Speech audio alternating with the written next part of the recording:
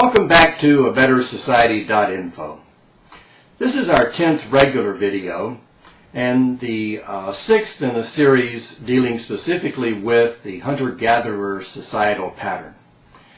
Now this probably will be our last video where we specifically only deal with this pattern, although it'll be mentioned many times in the future in regard to current day situations. And in fact, in this video, we'll just have a little bit of a summary of the pattern itself that we've covered in the other ones. And then I'll spend some time relating the pattern to the current day world.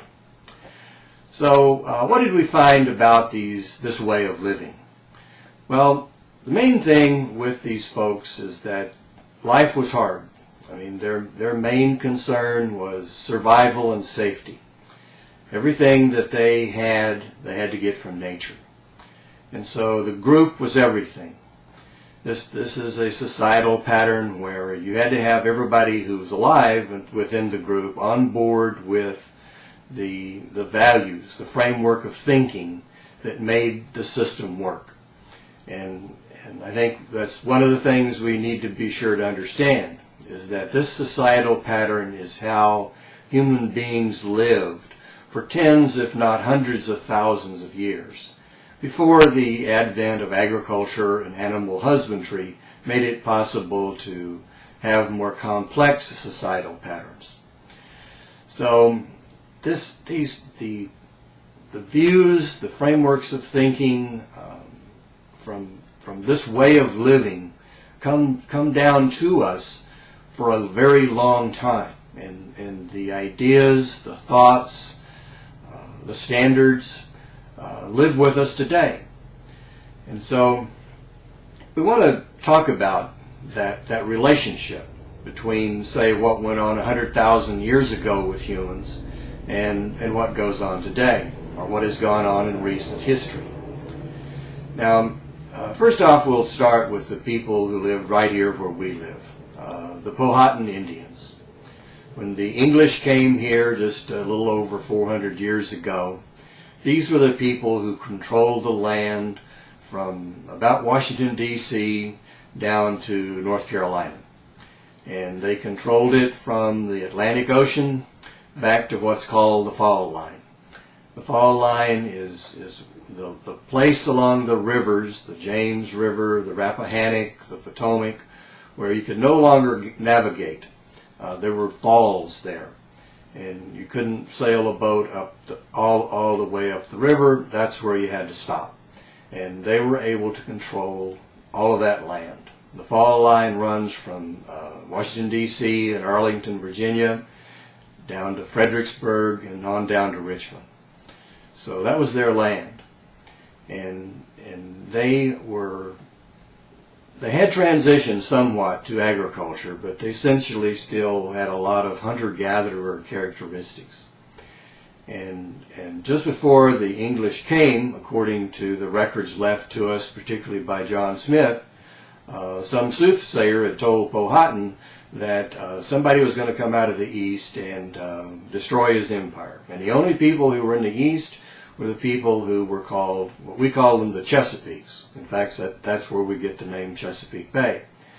And so Powhatan got all of his people together, and they went over there and killed all the Chesapeakes.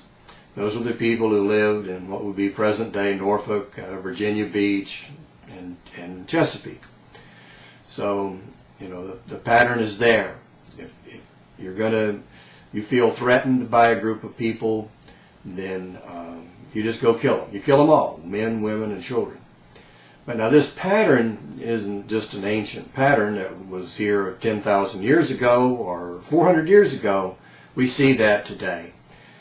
In my lifetime, there have been a number of situations where groups of people have developed the idea, well, this is us, and everything ought to be for us, and all those other people, they're the bad people, and we're going to kill them all off.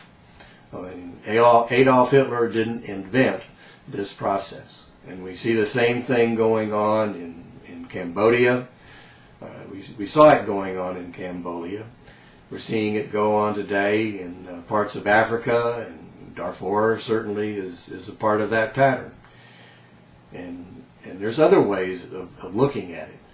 I mean, in the Soviet Union, if you didn't, when they had their revolution in 1917, there were wars, civil wars in what eventually became the USSR, and they killed off millions of people, and eventually the Stalinists, the Red Party, gained control over the White Party and the other segments of people within what was to be the USSR, and millions of people were killed off, either through just direct slaughter or starving them to death.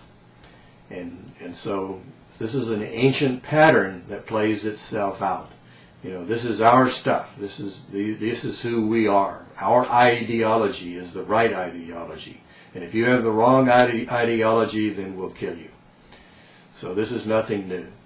Another pattern that we see right along with this is the pattern of clothing. You see people trying to revert back to the hunter-gatherer pattern of living by having everyone wear the same clothing. You saw that in the Soviet Union. You saw it in China when everybody had to wear a Mao Zedong type of a collar or a jacket. So you see this uniformity plays itself out again. So the main thing here is that the pattern was developed in a time of desperation, that people had to live. They lived in a very dangerous world, from starvation, dehydration, bad weather, animal attack. People came together and they found a way to live, and they lived a long time. People lived a long time like this. But today, even though some of the economic patterns are not necessarily the same, human beings continue in their mind and their frameworks of thinking to adhere to this pattern when they feel a certain amount of desperation, when they feel that they have to do something to make the world better for their people.